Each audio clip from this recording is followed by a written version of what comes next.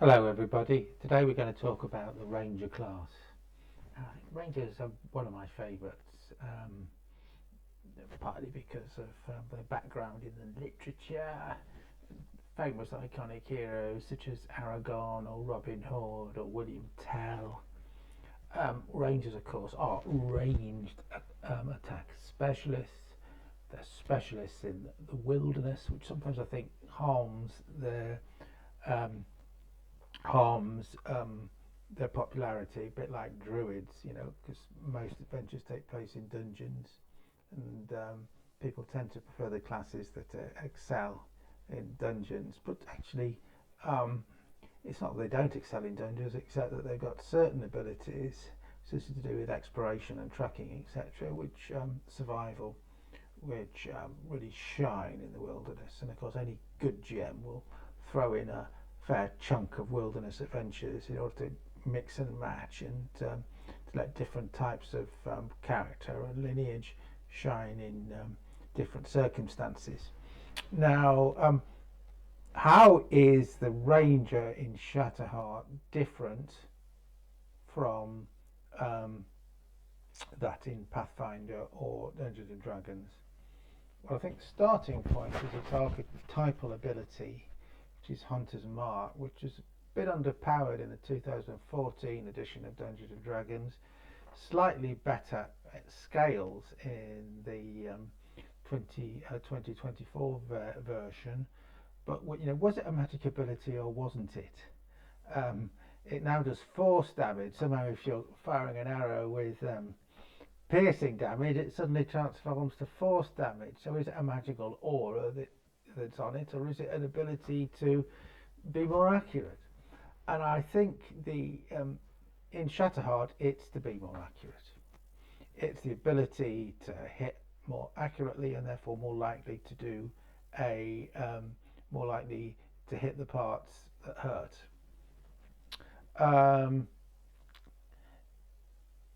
so in Shatterheart, you get a +2 to your chances to hit as a buff when you apply Hunter's Mark, but it's not magical, but it requires concentration.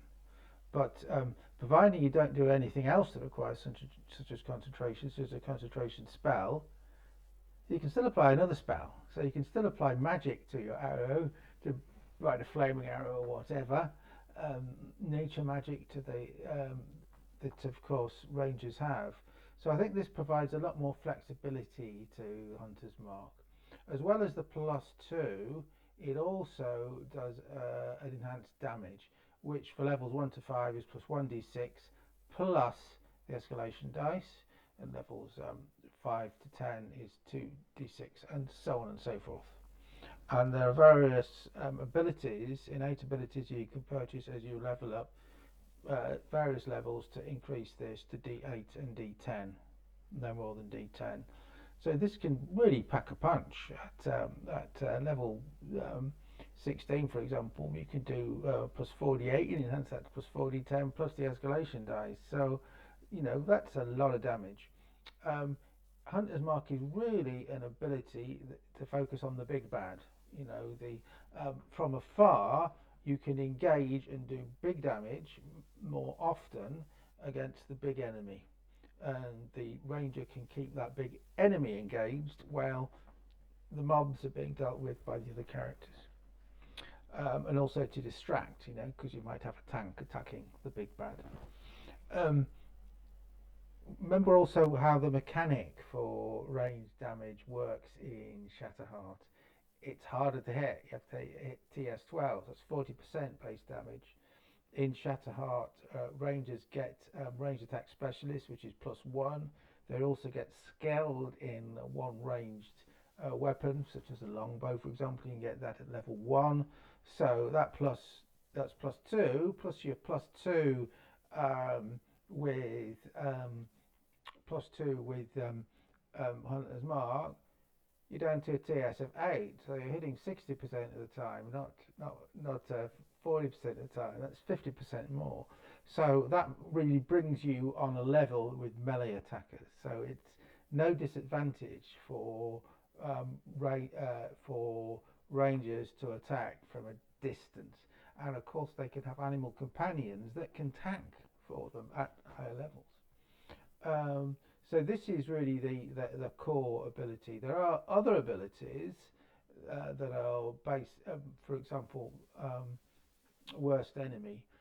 It's been taken out of the 2024 Player's Handbook, and it simply becomes a buff in a complicated way to Hunter's Mark, which again is complicated because you've got a number of uses for it. Is it a mana point system? It's a quasi mana point system for a spell. As it's a spell, as it's an essential, it's supposed to be a spell tax, so you can't get your level 1 or 2 spells.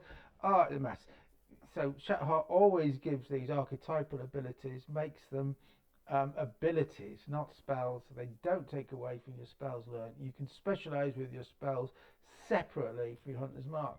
And as you gain the abilities, you can either specialize in your Hunter's Mark or you can specialize in other things, such as Bounty Hunter and Tangling and so on. So becomes much more viable range of classes that you can build without all the complexities of multi-classing.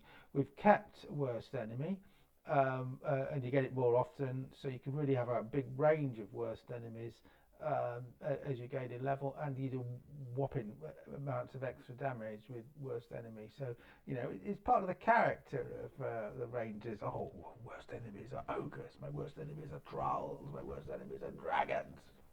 Probably best to pick that up as you level up rather than straight away. But it's part of the character, it's part of the role playing, and I think it's a big loss for D&D to get rid of worst enemies.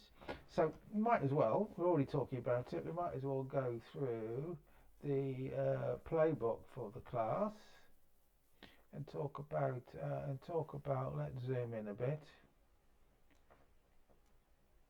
and talk about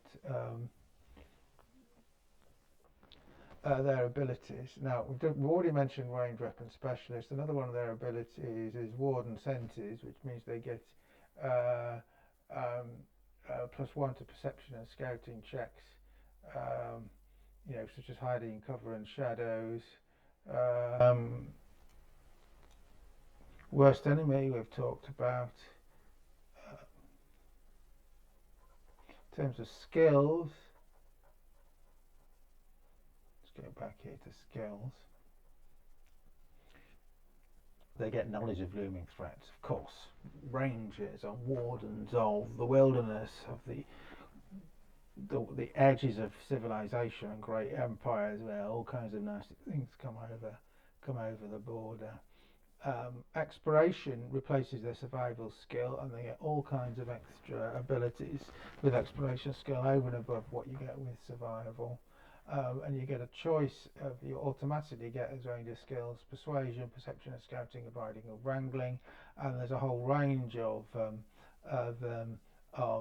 basic skills that you can choose as ranger skills, such as 2 from a mix, which includes stealth, swimming, monsters and intimidation. So you can build and remember that as ranger skills, as class skills, they automatically will level up with you. So let's now look at the abilities that are gained through leveling, quite apart from the ability to spell cast. You get these at 2nd level and every even level. They are similar to Rangers, Paladins and Barbarians. There's a number of shared fighting innate abilities you get, but there's also ones that are specific to the Ranger, which the others do not get, such as Bounty Hunter, which gives a buff to ensnaring thorns, very good for keeping the big bad wrapped up and unable to act. There's various abilities that aid your animal companion. Fast fire from cover, where you can jump out from cover and jump back. Otherwise, jumping out, your movement, your shoot action ends your turn, so you can't jump back. But with this, outlaws have the same chance to buy that skill. you can really use cover to your advantage in skirmish situations. They don't get automatically heavy armor, but you can have an ability to get heavy armor. And there is also protection against poison, the idea being that you're hanging around dingy swamps so much that you become resistant to poison. There are a number of